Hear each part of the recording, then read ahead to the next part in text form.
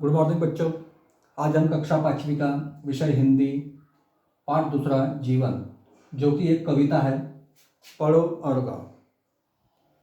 बच्चों, इस पाठ के जो कवि है जिनका नाम है डॉक्टर कुलभूषण माखीजा। तो बच्चों, इस कविता का सबसे पहले मैं तुम्हें गायन करके दिखाता हूँ। ठीक उसी प्रकार तुम्हें घर पर ही रहकर इस कविता को बार बार दोहराना है, गायन करना है। तो शुरू करते हैं हम। जीवन है चलने का नाम, करना कभी नहीं विश्राम।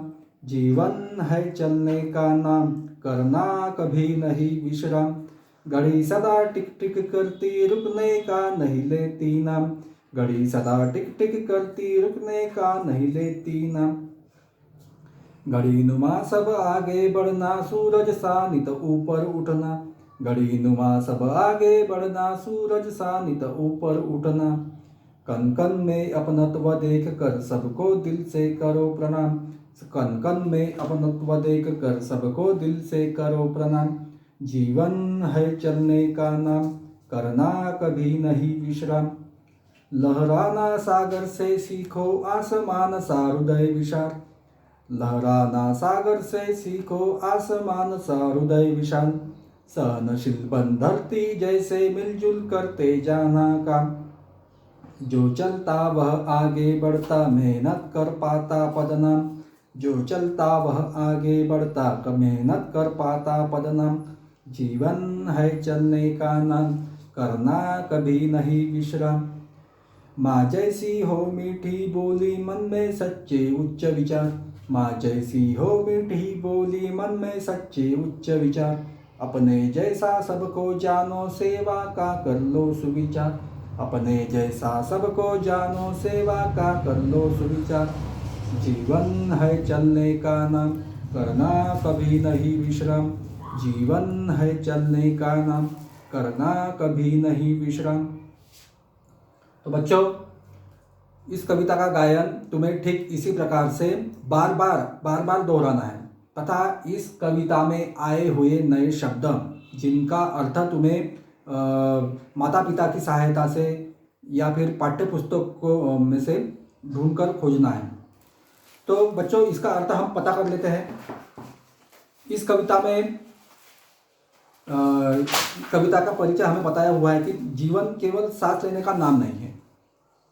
हमारा जीवन का अर्थ तुम्हें पता है। जो इस पाठ का जो नाम है जीवन कविता का, यह जो जीवन कविता है, जीवन का अर्थ सबसे पहले तुम जान लो कि जीवन का अर्थ क्या होता है। जीवन का अर्थ यह होता है कि जब किसी का जन्म होता है तो जन्म से लेकर मृत्यु तक का समय, जब उस किसी इंसान के लिए जन्म से लेकर मृत्यु तक का जो समय होता है उसे हम जीवन कह सकते हैं। समझे बच्चों? तो जीवन जो है वह सांस लेने का नाम नहीं है, जीवन चलने और आगे बढ़ने का नाम है। हमें अच्छे गुण अपनाने हैं। अच्छे गुण यानी कौन से? जिससे अच्छी अच्छी बातें सीख सकें, ताकि दूसरों में हमारा नाम हो। इस जैसे हमारे विचार भी बड़े सुंदर होने चाहिए, उच्च विचार होने चाहिए। हमारी बोली भी मीठी होनी चाहिए। यह कविता जो है हमें यही संदेश देती है। तो आलसी बनकर पड़े पड़े आराम करना जीवन नहीं कहलाता। हमें आलस को दूर भगा लेना चाहिए और हमेशा काम करते रहना चाहिए। हमें जीवन में हमेशा चलते रहना अर्थात श्रम करते रहना चाहिए। निरंतर चलते रहो, आगे बढ़ते रहो। चलने का अर्थ यह नहीं हुआ कि हमें पैदल चलते ही रहना है, ऐसे नहीं। हमारे काम में, जो कि हमारा काम कौन सा है, जैसे कि तुम लोगों का काम है पढ़ते रहना, पढ़ाई करना, हमेशा कुछ ना कुछ नई बातें सीखना, इस तरीके से हमें आगे बढ़ना है। और हमें हमारा श्रम को हमेशा याद रखना चाहिए। घड़ी हमेशा टिक टिक करती हुई चलती रहती है, वह कभी रुकती है क्या? नहीं, निरंतर चलती रहती है, क्योंकि समय आगे बढ़ते रहता है। तो घड़ी से हमें एक सीख मिलती है, कौन सी? कि घड़ी के समान हमेशा आगे बढ़ते रहना चाहिए, वह किसी का इंतजार नहीं करती।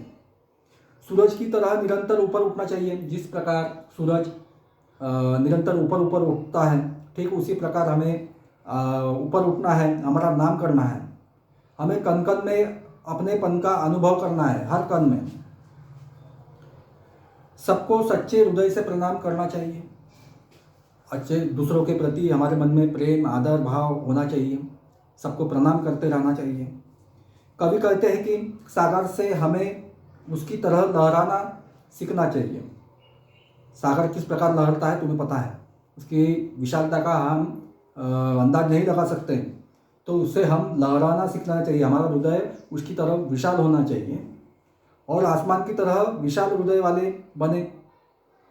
जिस तरह धरती सब कुछ सह लेती है, हमारा वजन से लेकर आज धरती पर कितना सारा वजन हमारी धरती सह रही है, तो धरती की तरह हमें सहनशील बनना है।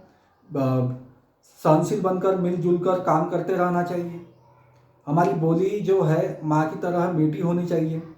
माँ की तरह मीठी होने से, हमारी मिठास भरी बोली से दूसरे लोग हमें हमारी ओर आकर्षित होंगे। हमारे मन में सच्चाई से भरे उच्च विचार होने चाहिए, जो कि हमारे सच्चे विचार हो गए, तो जिससे हमारा सभी लोग आदर कर सकेंगे। हम सबको अपने जैसा ही माने। देखो, हम है ही, जिस प्रकार हम है वैसे ही दूसरे भी होते हैं, तो ऐसे ही अपने ही जैसे सभी लोगों को हम समझ सकते हैं। हम सेवा करते हुए अपने विचारों को सुंदर बनाएं, और यह जो श्रम करते करते हमारा जो विचार है, जो हमारे मन में आने वाले विचार भी ऊंचे होते जाएंगे। तो बच्चे, कुछ इस तरीके का अर्थ होता है इस कविता का, जो कि बड़ा ही सुंदर अर्थ कवि ने बताया हुआ है। तो इस कविता को बार बार पढ़ना है। कविता में आया हुआ जो स्वाध्याय है वह तुम्हें मैं व्हाट्सएप ग्रुप पर भेजूँगा, जो कि तुम्हें अपने कॉपी में लिखना है तथा प्रश्न उत्तर पाठ करने हैं। धन्यवाद।